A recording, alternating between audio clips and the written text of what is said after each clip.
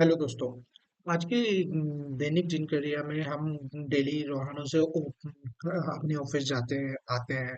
तो हम लोग डेली देखते हैं कि कोई ना कोई आपस में एक दूसरे से फाइट कर रहा होता है और उनका कई बार ये फाइट बहुत ज्यादा लेवल तक तब बढ़ जाती है जब वो मारपीट पे आ जाते हैं और अपने आप को एक दूसरे को घायल कर देते हैं या कुछ भी हो जाता है या फिर उसके बाद में वहां से तो चले जाते हैं नहीं हो कैसी ना कैसी करके।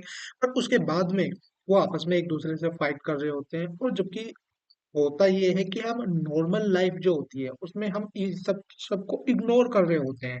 हम कैसे फाइट से बचें बेवजह ना किसी से उलझें, बट रोड पे आके हम एक दूसरे पे ऊपर इतना आक्रामक हो जाते हैं कि जो एक नॉर्मल थोड़ा चलो खरोंच भी आ गई है दूसरे ने ही, मैं कह रहा हूँ दूसरे बंदे ने ही गलती कर दी है, हम उस पे इतना ज्यादा आक्रामक हो जाएंगे कि उसको मारपीट पे उतर आते हैं और वो कहीं ना कोई हमारे को ही दिक्कत देती है। तो आपको यही समझाने के लिए कि रोड पे जो होने वाली लड़ाइयाँ हैं, उनसे कैसे बचना है, आपको कैसे ठीक रहना है, किसी से नहीं भिड़ना है ज़्यादातर। ज़्यादा अगर आपको अब तो चलो ठीक है, आप कह सकते हो कि मैं तो नॉर्मल रह रहा था, सामने वाला ज़्यादा परेशान कर रहा था या सामने वाला बंदा ज़्यादा आक्रामक हो रहा था आप पे, तो आपको ज़्यादा परेशानी हो रही थी, तो उस केस में आपको क्या करना है, यही सब आज की वीडियो में हम डिस्कस करने वाले हैं। तो चलिए स्टार्ट करते हैं। मान लीजिए आप सुबह-सुबह स्टार्ट कर रहे हैं अपनी लाइफ एक फ्रेश माइंड के साथ में।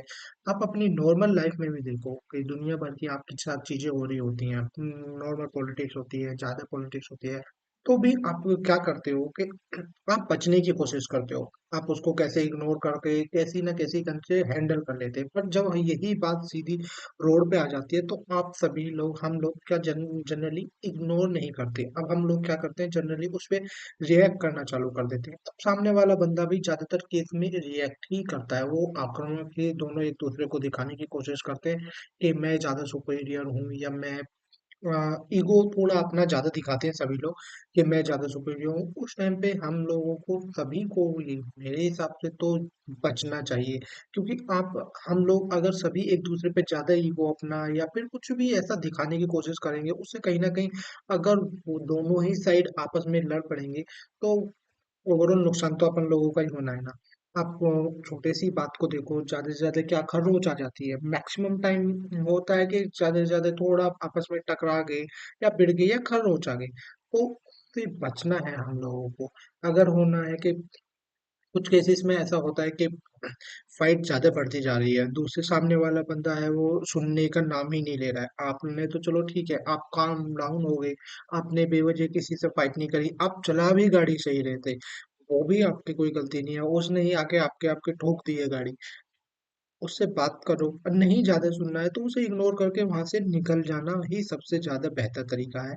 अब वो किसी वजह से उससे ज्यादा फाइट करोगे या आपका सर दर्द हो या आपको वो हिट करे या फिर उससे कहीं ज्यादा और ज्यादा नुकसान हो जाएगा। आप जनरली पहले उससे बात करिए, वही बोलिए कि ये दिक्कत है।